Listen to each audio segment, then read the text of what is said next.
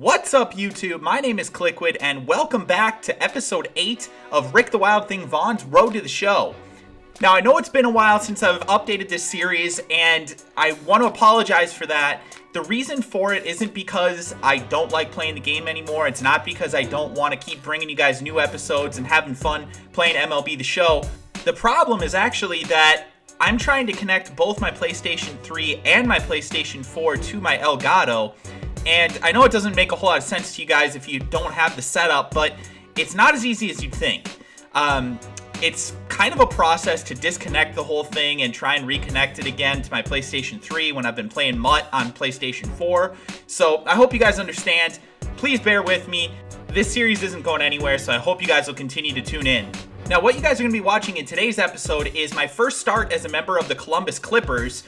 And for those of you who don't know, that's the AAA affiliate for the Cleveland Indians. We had been performing really well at the AA level, and they promoted us to AAA. We were working out of the bullpen, though, and that was kind of boring and kind of lame. But I'm really having a lot of fun starting again and being able to control exactly what happens in every single game. Starting is just a lot more fun. You know, everybody loves to start, and, you know, there's not much else to be said about that. Playing out of the bullpen, it can be fun at times, and I'm sure that I'm going to have to do that plenty of times when I get to the major league level. But we're in the minors, and my guy's got like a 2 ERA, so, you know, it doesn't really make sense to have me backing guys up or playing out of the bullpen as it may be.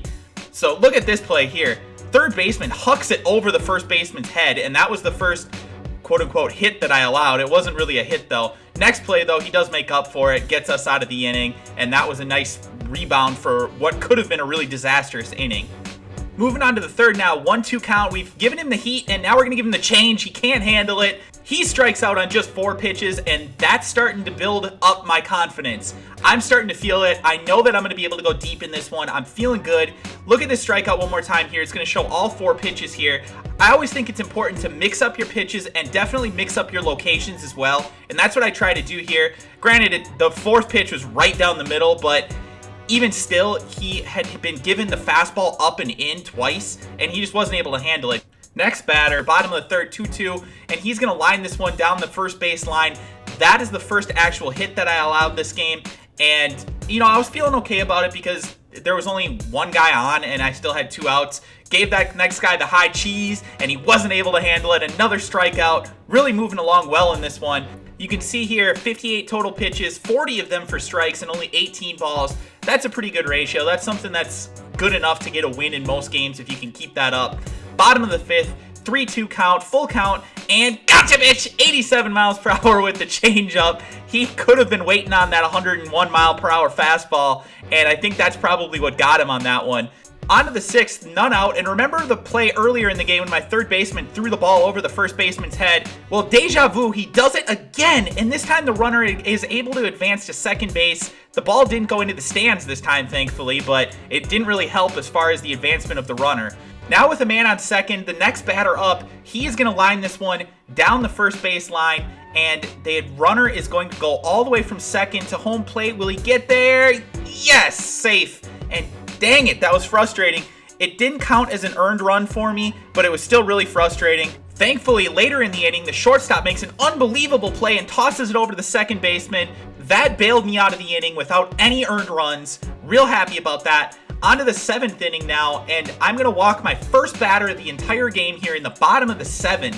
Now, it was about this point that I could start to feel Vaughn's command starting to slip away. He was really starting to feel tired. His energy was going down, and the pitches just weren't going where I expected them to go. You can see at the bottom that it really said down there I had pretty low energy, about 15% of it left, I think.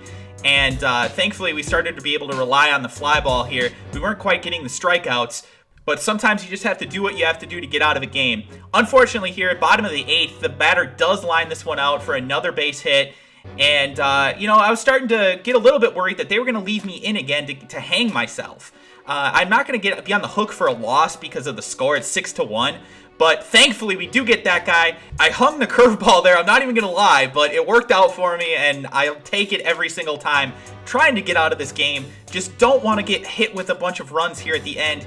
That happened to me at the AA level so many times where I cruised through 5, 6, 7 innings, and then the 8th and 9th inning, they're just killing me with leaving me out there when I have no energy.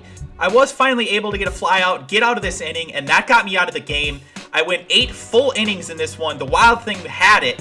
A big, big game.